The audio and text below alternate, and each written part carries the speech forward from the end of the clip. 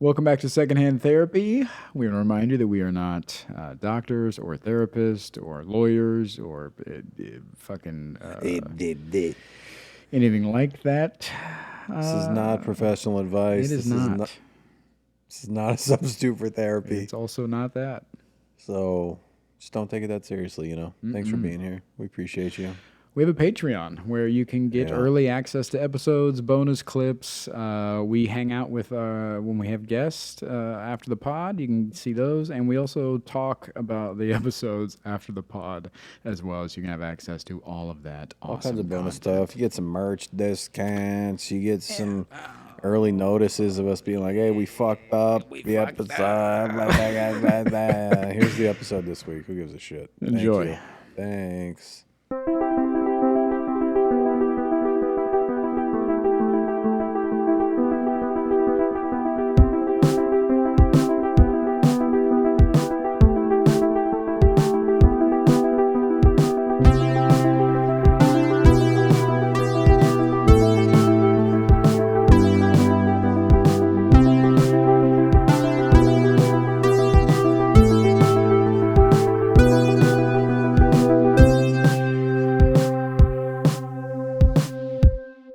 I learned a lesson today the hard way.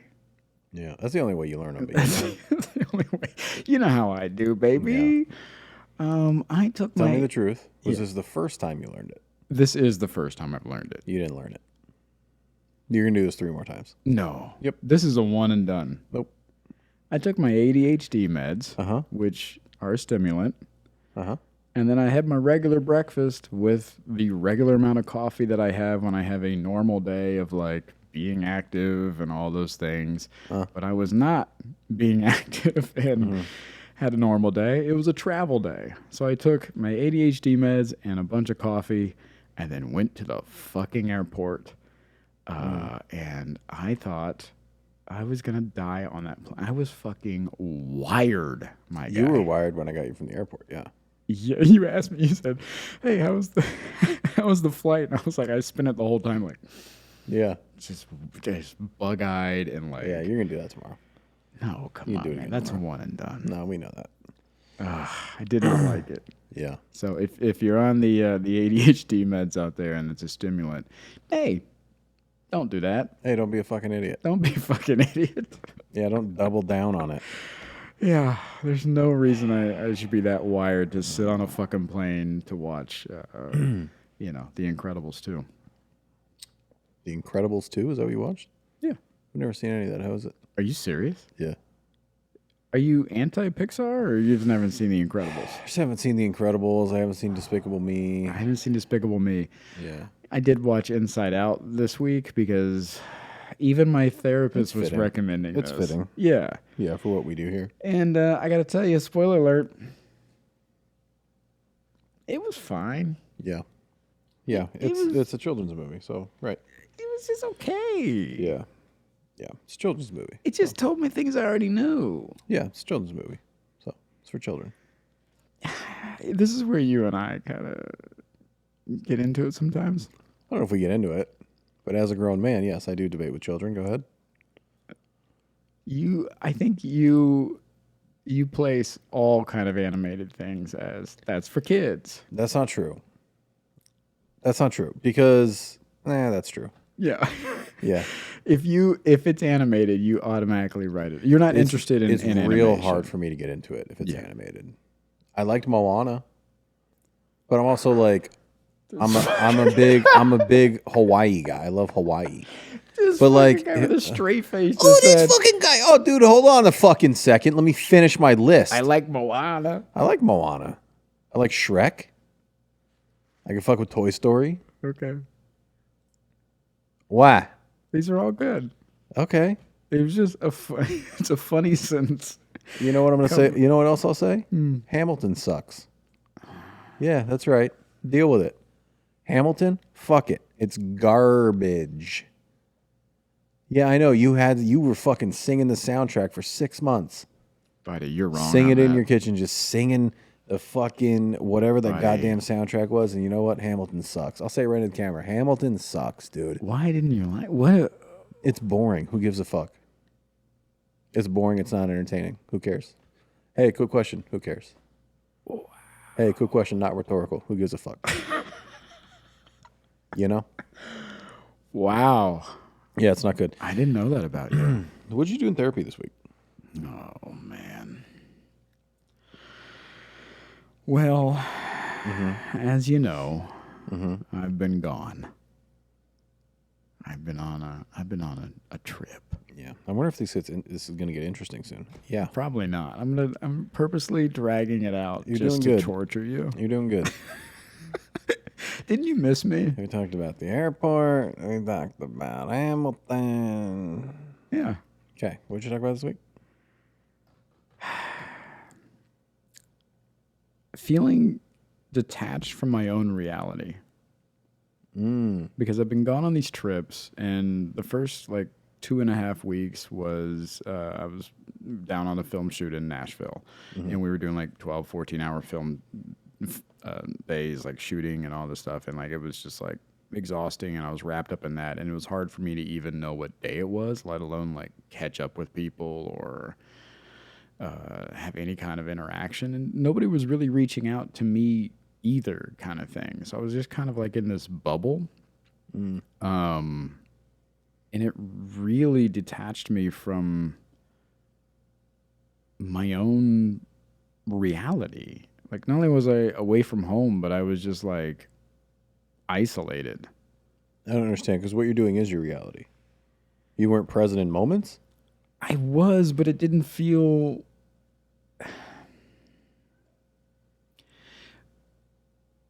You know how it is on a project like that. Like, you're just wrapped up in project mode. So nothing else really exists outside of that. Not your fucking bills, not your fucking friends, not your family. Like, it's just like you are in project mode. And so even though that is like what I do, it's not my day-to-day life. Like, back home again, like it was just very isolated. Even though I was surrounded by people, it wasn't like my regular group of people. These were all new people. And it builds, what it does is it changes your reality. It builds this new one for you, but it's very temporary. It's just like somebody just like drags and drops you into a new. It's like those crossover episodes. You ever see like when they do like The Simpsons, like Homer's on the Family Guy, and you're like, you ever see those crossover episodes? It's like that. It was a crossover episode, and I was like, what the fuck am I doing here? Yeah. Yeah, all new scenery, all new characters, and just really out of my own element and reality. And how isolating that was. And lonely, even though I was surrounded by people. So what'd you say? Well, we talked about, like, in those moments, what also was isolating was that usually I have somebody to share with. Whether that be a romantic partner or my mother back in the day or whatever. Like, there's somebody that, like, when you're doing things, you can, like, check in or be like, hey, check out this cool thing. And there was just I don't have that right now. And what I've been working on this year is really trying to make things for myself, and both on a small scale and the grand scheme of things, about like, we've talked about this so many times on here about like life has to be for me. And that was a big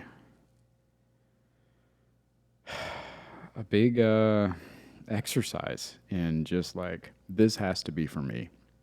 So these moments that I'm having, or these interactions that I'm having, like these cool ones, these bad ones, these whatever, they're just for me. And they never have been before. And it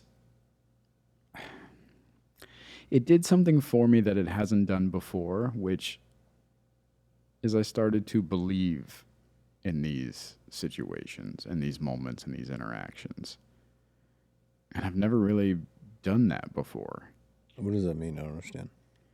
Like when somebody's like, hey man, that's a, really great job on that thing. And you're like, oh, thanks. But in your head, you're like, well, I fucked that up because I was supposed to do this. And they don't know that. They're just telling you it's a great job. You did great. Yeah. But in your head, you're picking it apart. Right. And so the value, for me at least, I can't put their value on it because of my bias. Self-loathing. Yeah. Bias, yeah. Yeah. You know, we talked about that a few episodes ago about like, I put a lot of value in the outcome, and it's hard for me to believe what others are saying because I know the reality of the situation. So, like, even back in the day when, you know, mom would be like, "Oh, I'm proud of you for doing this." In my head, I'm like, "Yeah, but it doesn't fucking lead anywhere, and that's not good." So it's like that kind of bullshit that I've been fighting my whole life. Instead, I started to just lean into it and started to believe it and accept it as fact. So when somebody, you know, I was on set doing like the behind the scenes footage, and so I was showing people some of the stuff, and they were like, "Man, this looks really good." And instead of me picking it apart in my head and being like, "Yeah, but I should have held it there for a second longer," or like, Yeah. "Yeah, that was kind of shaky," or whatever, I just accepted it. Yeah, that does look really good. And I was able, and I didn't need to share that with anybody. That was the other thing, which I think helped make it feel more whole and more real, was that I wasn't giving it away. It was just like, "Hey, you did a really great job."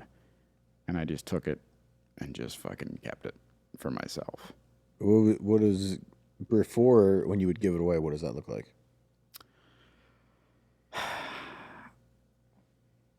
I feel like a lot of like a lot of other things in life, it loses power the more you talk about it. And so oftentimes if something were to happen that I was proud of, then I would share it with friends or girlfriends or family or whatever. And the more people I shared it with, the less real it would become, or the less special it would become to me, because then it becomes numb because you're just repeating, you're just saying it out loud more and more, and then it just loses its value, right? So you're just giving a little bit of that away every time you fucking tell somebody that. So wait, hold on. So before someone would say, "Hey, this looks great," and then you would be on the phone with your girl and be like, "Yeah, he said it looks great." Yeah, I'd be like, "Dude, you know, the director came over or whatever," and they were like, "Yeah, this looks really great today." And they'd be like, "Oh my God, that's so great." I'm like, Would "Yeah, you isn't that cool?" really? Yeah. Do you not do that? No. Why? Why do I need to tell people everything that somebody says good about me? Oh, it's not, and bad. I mean, just everything. Hey, I don't do that either. Yeah, I'm a chatterbox. You know that? Yeah. Yeah. I would never. Like, oh yeah, the director said it looked really good. Not even in my brain is it to share that with somebody. Really? Yeah. Would that not make you feel better about the situation? Sharing it? No. That would make me feel worse. That would make me feel like I'm looking for validation from the person I'm telling it to. Because like, what are they supposed to say other than, "Oh, that's cool"? Like, what else are they supposed to, like? Of course, I feel like I would be searching for like an additional compliment on the compliment, or like, "Look how good I did." Yeah. Wouldn't that add to the pride that you had in No. the job that you did? No, because they didn't see it. It's not their opinion.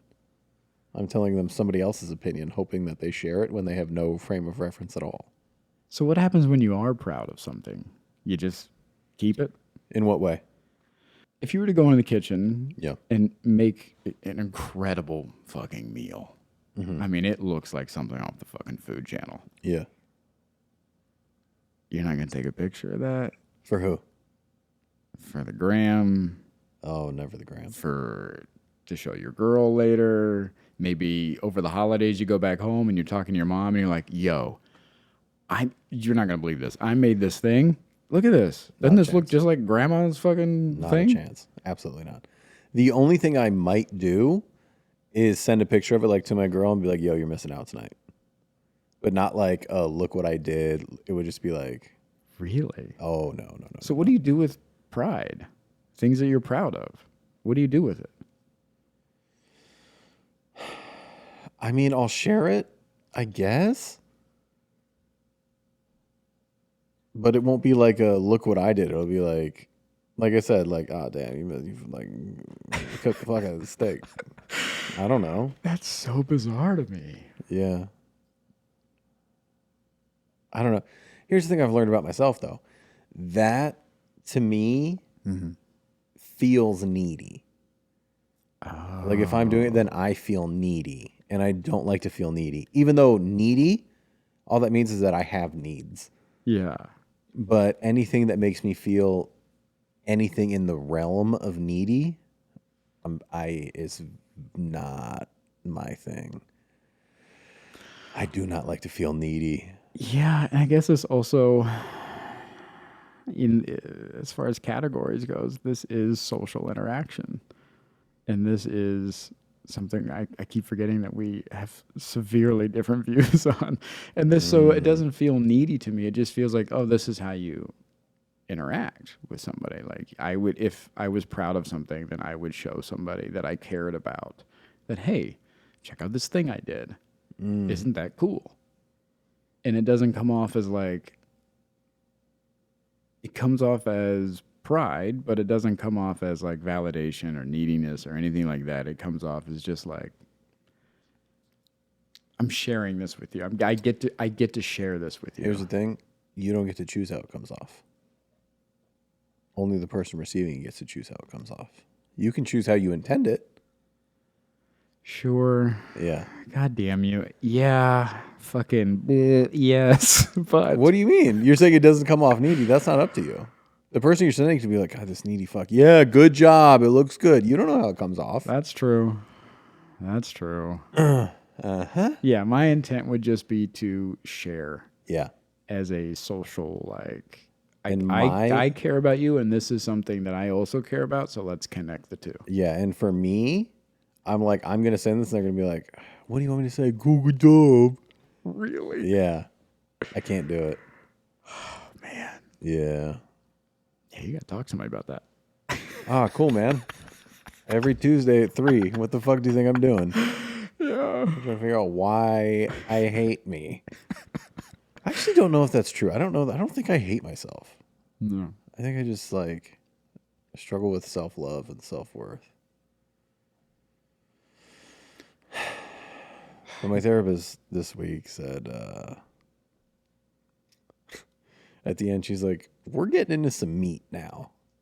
Ooh. And she said, she's like, I think we're very close to getting into the shame. And once we get into shame is when we can start self-love. Because what shame is the inherent feeling that there's something wrong with you and that you're not good enough. She's like, once we get to shame, we can get to self-love. And so I canceled the rest of my appointments. So fucking So if you're listening, I need a new therapist. yeah. A real bad one. We just about did it. Yeah, we just about did So it. we're done. I'm taking a break from therapy. Yeah.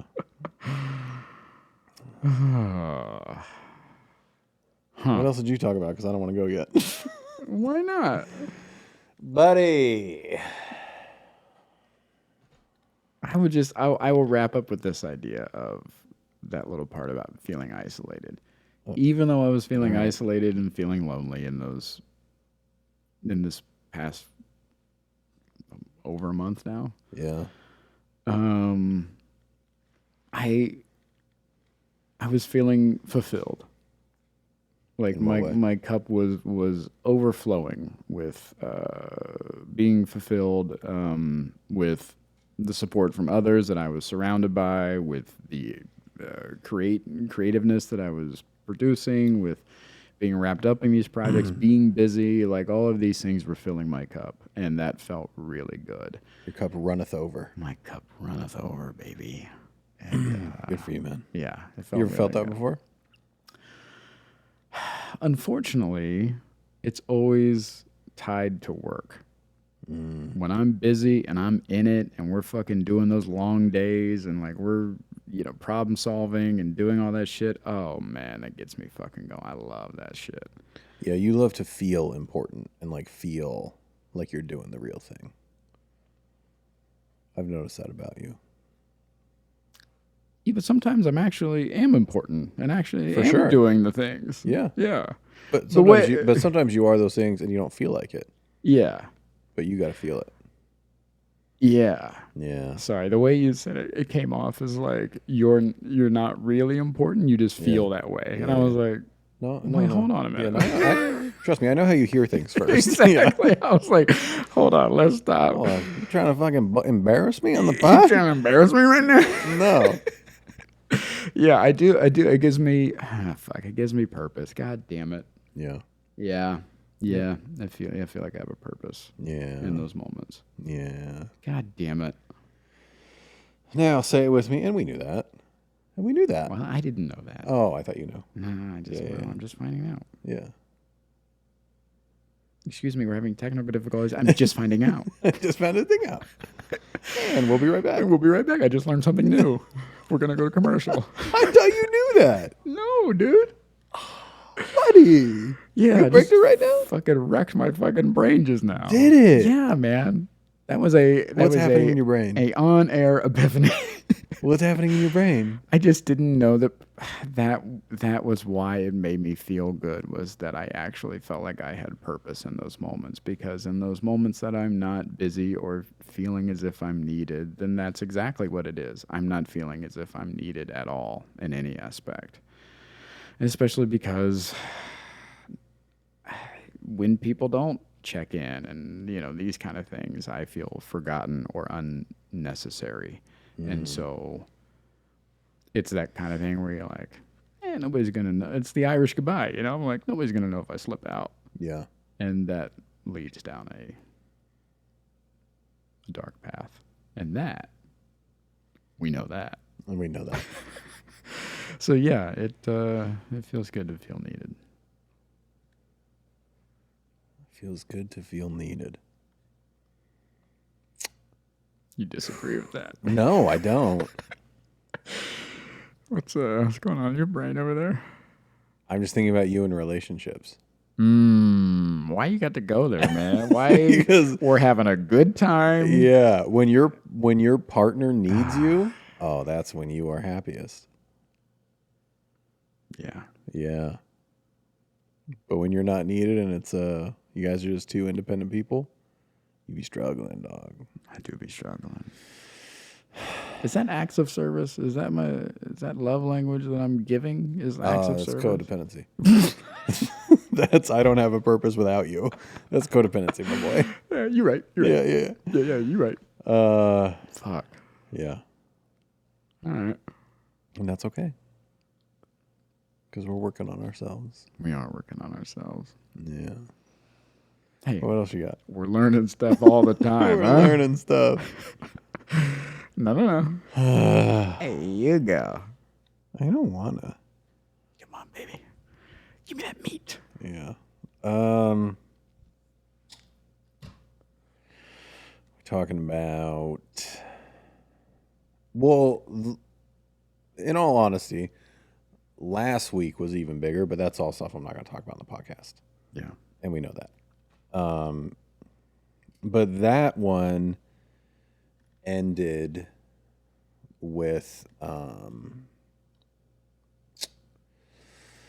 it's always tied back to mom, isn't it? Oh, buddy. If anybody knows, it's me, baby. Yeah. Yeah. I am fighting a war of multiple truths. Oh. And it is fucking my brain up, dog. Really? Yeah. The multiple truths of my mother was a good mother and I love her and she did her best, combating the truth of she fucked up a lot and she did a lot of things very, very wrong. Those two things and those two ideas and the fact that they're both true simultaneously is a struggle for me. Because it got to the point in therapy this week where I had to like stop because I was like feeling guilty that like I was like bad mouthing my mom. Oh, hey man, you don't say. Yeah. And I was just like, and I'm aware of it. Yeah. Like, I'm like, I know that I'm not bad mouthing her, and I know you have the multiple truth perspective. I was like, I still feel weird sharing this stuff because I feel like you're going to be sitting there like, God, what a fucking terrible mom this guy had. Even though I know that's not real. Like, I know it, but my nervous system is like, hey. But we were talking about the perfectionism and yeah, just me really not giving myself grace to make mistakes or to fuck up or to have to redo things, any of that. And it's because, yeah, my mom just, there was no room for fucking up. Yeah. There was no time for that.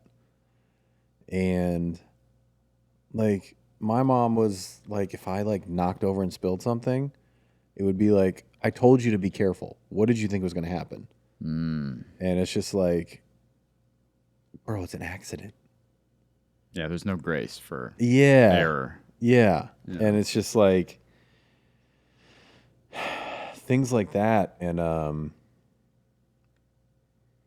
yeah, we were just talking about the reality, if I'm honest with myself, is that growing up, I was like scared of my mom. And yeah, man, like I think when your main caregiver goes from being a caregiver to an authority figure, it's not conducive to emotional development. Yeah, you don't feel the safety to. Yeah, it's never safe to. Yeah. Vulnerability is dangerous. Yeah.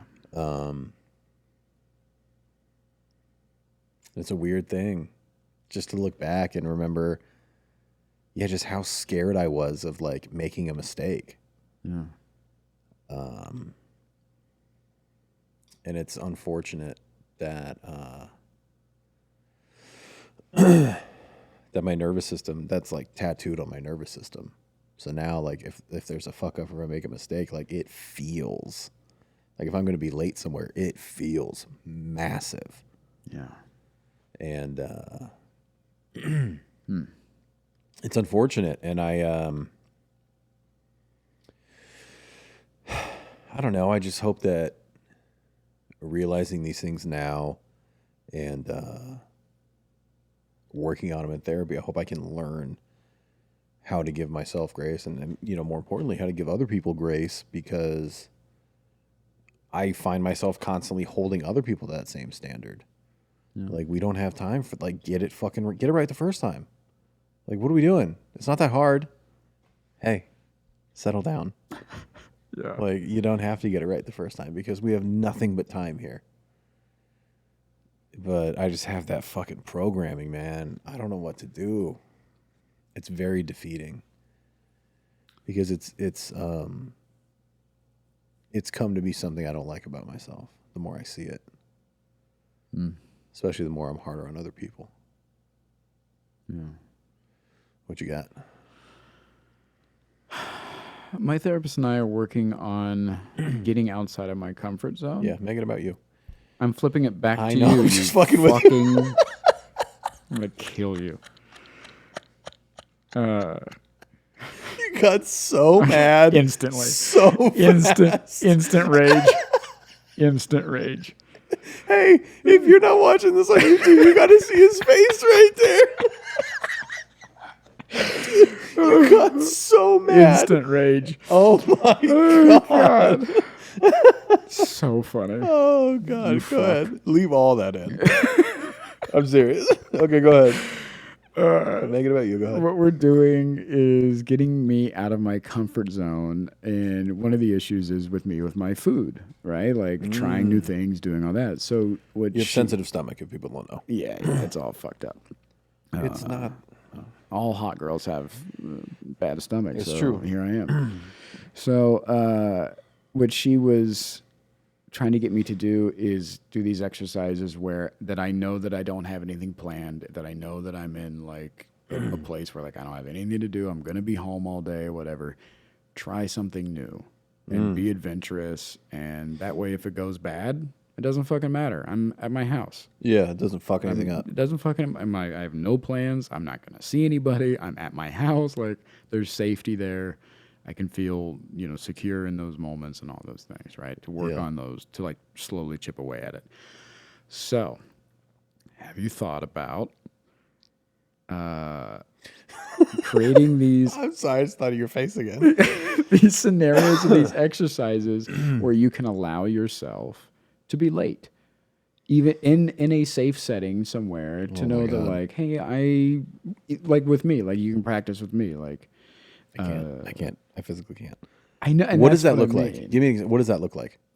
Just like purposely leaving that, even though you're ready and ready to go, to allow yourself to sit here and be 10 minutes late somewhere. Do you hear yourself? Yeah, this is a great idea. Oh, cool, man. How long does it take to dye a noose? Because that's what I'll be doing with my extra time. Be jabbing a knife into my fucking wrist. Baby steps. Oh. So what about 5 minutes late? What's I'm the not event? saying that I'm not saying like let's build these bad habits where you're late all the fucking time. Yeah. But it creates a security into knowing that like, hey, I showed up late a couple times in my life and nothing fucking happened. Nobody was mad at me. The world didn't end. I didn't get fucking hit. Like it was fine. So like what about these scenarios you can create this kind of security and safety in that will allow you to kind of chip away at these things that you don't like about yourself? It's a great idea. It's a great thought. Yeah. I don't know how to implement it. What am I late to? A scenario where You know what's so dumb is all I'm doing right now is to make sure I do it right. yeah, I know. What am I late to? What's the scenario? Exactly. How Give me late? the 5 exact minutes? scenario. Yeah, because I got to do it right. Yeah, exactly. So like let's say He's broken, ladies and gentlemen. Jesus Christ. let's say one of our friends is having a house party. There is no time to show up to a house party. I don't have to show up? Done. We did it.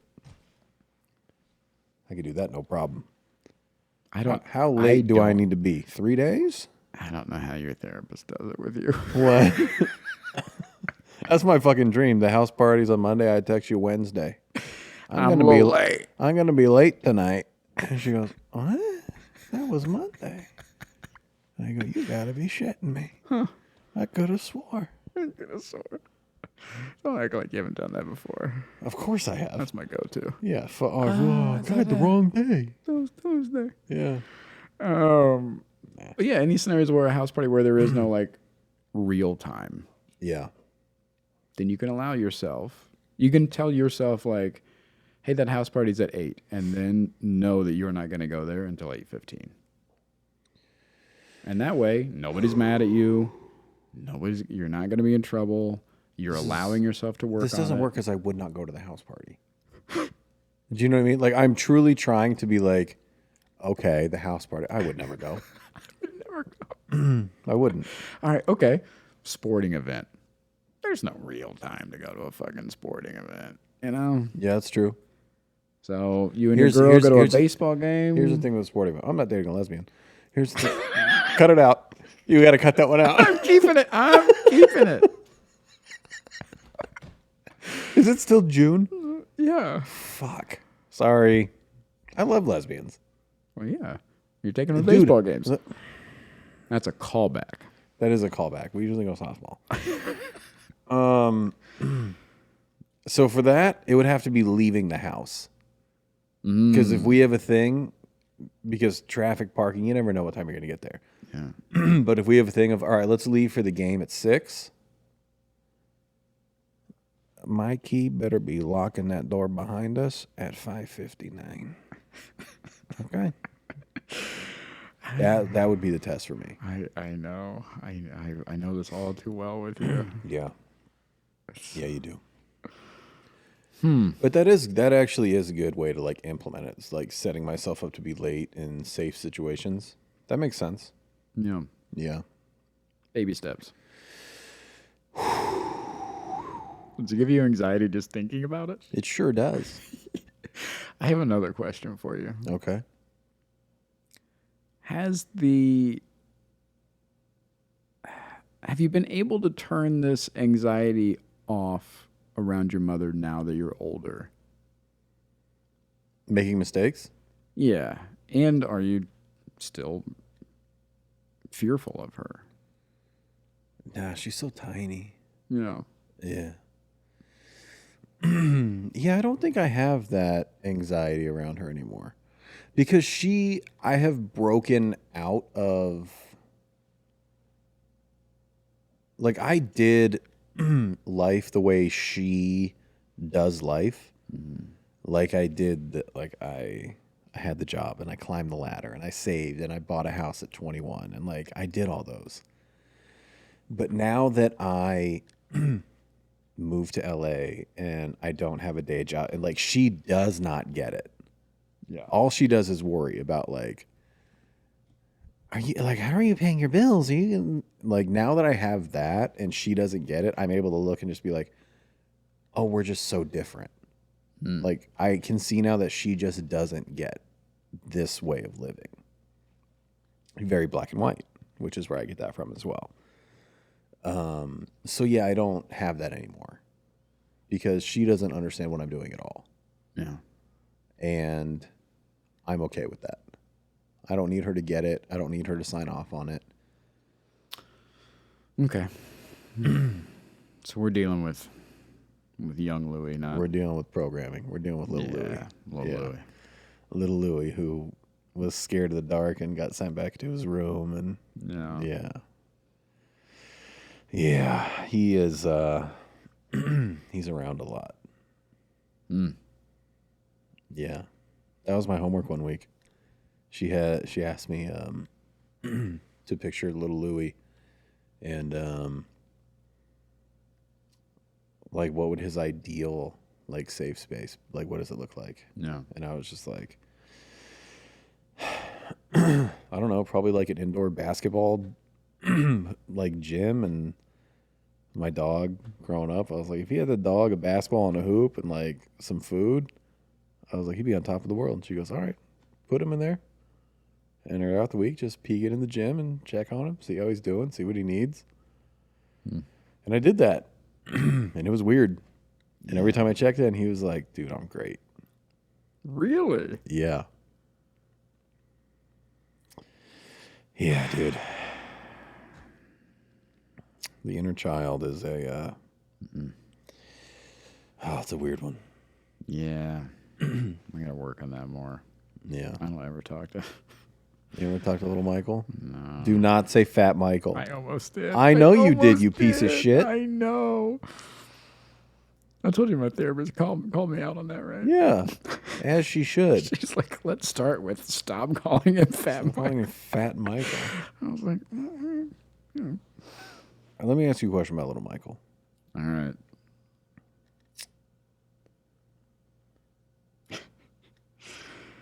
I don't even know what you're about to hit me with. Well, little Michael was like best friends with mom, right?